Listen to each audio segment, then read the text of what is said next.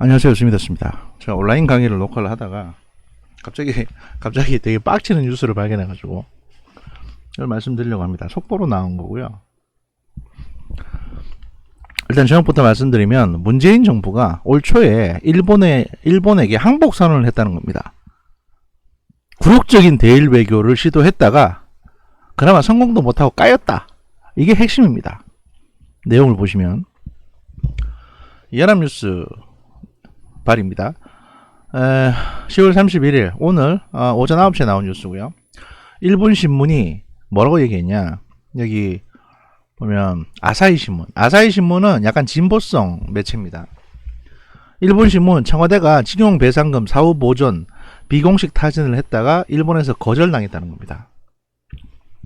이게 무슨 얘기냐면요, 일본 기업이 일제강점기 징용 피해자에게 배상금을 지급하도록 명령한 한국 대법원 판결과 관련해서 한국 정부가 일본 기업이 배상에 응하면 나중에 한국 정부가 전액 보전해준다 라는 방안을 비공식적으로 일본 정부에 타진했으나 일본 측이 수용하지 않았다는 겁니다.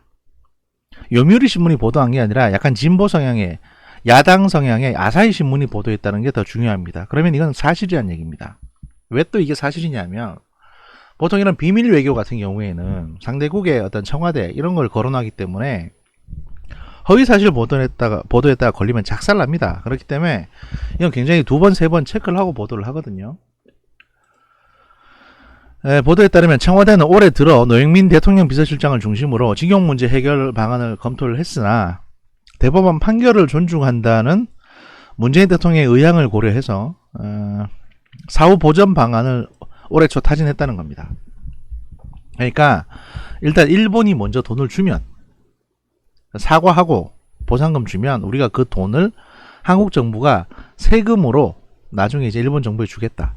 똑같은 돈을. 이게 총 4명이 지금 1억 원씩 달라고 했거든요. 그래서 4억 원인데 이 4억 원을 일본 정부가 피해자들에게 주면 한국 정부가 그 4억 원을 다시 일본에 송금해 주겠다는 겁니다. 이런 구상에 대해 일본 정부 측은 기업의 지출이 보전되더라도 판결 이행은 달라지지 않으며 응할 수 없다는 반응을 내놓았다고 합니다. 사실 이거 말이죠.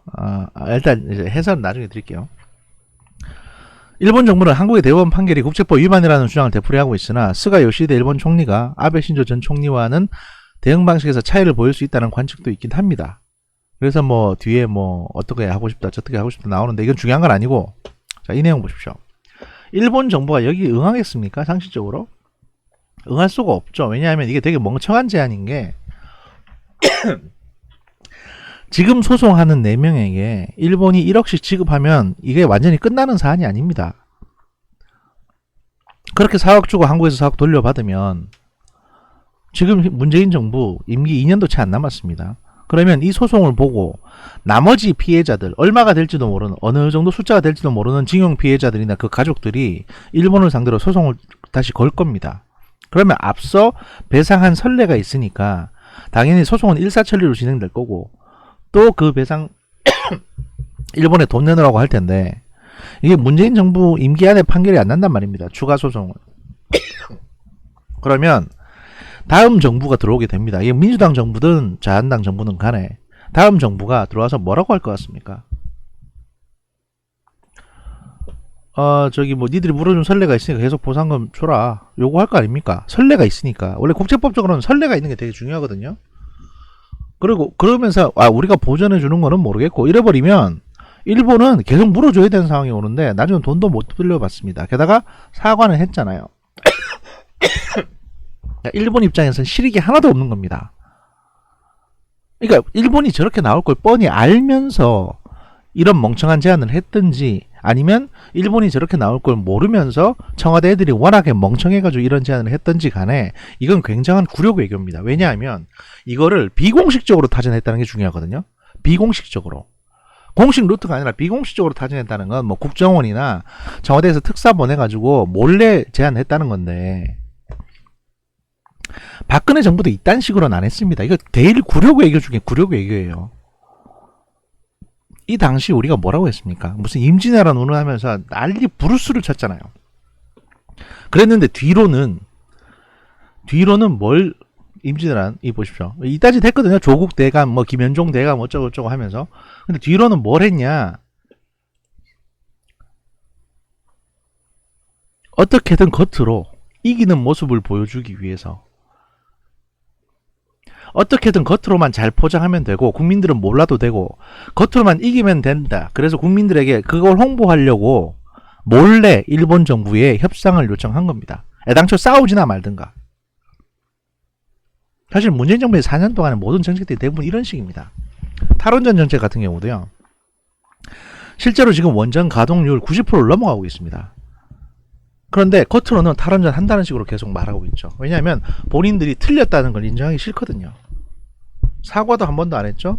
본인들이 틀렸다는 걸 인정하기 싫어합니다. 왜냐하면 진짜 전문가들이고 진짜 자존감이 많은 사람들은 틀렸으면 틀렸다고 인정합니다. 그런데 이 사람들은 기본적으로 전문적인 지식도 없고 자기가 책임지기 싫으니까 틀렸다고 죽어도 인정을 안 해요. 이건 뭐 어떤 분들은 이걸 수령 무오유설에서 뭐 시작된 좌파들의 기본적인 철학이라고 하는데 그런 것도 아닙니다. 그냥 싫은 거예요. 그냥. 그래서 어떻게든 겉으로 국민들의 눈속임을 하기 위해서 이런 정책을 계속 시행해 왔었고 일본에 대해서도 이렇게 해왔던 겁니다. 이럴 거면 뭐 유니클로니 뭐 도요타 불매운동 왜 하셨습니까 도대체? 그런 분위기 왜 만드셨어요? 그래서 제가 이 글을 써봤습니다. 클리앙에. 어떤 분께서 쓰셔서 토착 외구가 청와대에 있었다. 이렇게 썼더니 뭐 이렇게 문제 있는 거 아니냐 썼더니 당연히 예상되는 반응들이 나왔습니다. 보십시오. 빈 댓글 이게 뭐냐면요. 클리앙에서는 욕을 쓰면 징계를 먹으니까 이 글에 찬성하지 않는다는 의견을 이렇게 내용 없는 댓글로 붙입니다. 그리고 연합지라시, 연합뉴스를 믿냐 이딴 식으로 얘기하죠. 그 다음에 이거 예전에 제가 썼던 거를 다시 올리면서 이런 사람이다. 이런 뭐 자한당 알바 같은 인간이다. 이렇게 또 비난합니다. 그리고 이용 제한 횟수 하는 게 남아 있으니 이제 저한테 징계를 하겠다는 거예요. 그 다음에 이제 또 보시면 기레기에 당하면서 또 모르는 사람 또 당하면서 또 당하는 사람을 보냐. 그 다음에 토착외국님이신데 아사히 신문 인용한 걸 믿냐. 아사히 신문은 대표적인 진보 언론입니다. 외국 말은 외국만 믿는 거죠. 이런 어떤 그 뭐랄까요 그냥 멍청한 것들이 모여가지고 소위 말해서 이제 클리앙이라고 이런 멍청한 것들이 모여가지고 이렇게 문재인 정부 빠는 어떤 행위를 하고 있는데 세상이 어떻게 굴러가는지도 모르고 실제로는 어떻게 진짜 굴욕적인 외교가 진행되는지도 모르면서 저러고 앉았습니다. 구 한말에 말이죠. 구 한말에 일사늑약으로 나라가 넘어가는데 그냥 일본 사탕 맛있네 이러면서 길바닥에서 사탕 처먹던 것들하고 똑같은 것들이에요. 의병들은 싸우면서 피 흘리며 싸우고 목숨 바쳐서 싸우는데 그냥 일본 음식 맛있다. 일본 옷 좋다. 그러면서 그런 거 맛있게 먹으면서 그냥 싸워야지 말만 하는 것들이라고. 이런 클리앙 같은 인간들이. 실제 토착 외구는 청와대에 있었던 겁니다. 이게 한국을 위한 일입니까? 이거 일본을 위한 일 아닙니까? 근데 그나마도 멍청하게 제대로 하지도 못했어요. 작년에 그 오랜 시간 동안에 경제전쟁이니 뭐니 한다고 그래가지고 대일본 무역, 대일본 사업들 피해보거나 망하신 분들이 얼마나 많습니까? 그래 놓고는 이딴 짓을 해요? 뒤로는 지들 깨끗한 척 하려고 지들만 이겼다고 얘기하면 그게 끝난다고 생각하는 이런 쓰레기 같은 것들이 청와대에 있었다는 겁니다. 지금까지.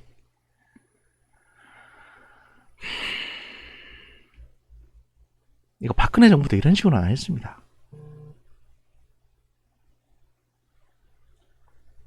박근혜 정부도 이런 식으로 안 했어요. 여기까지 하겠습니다.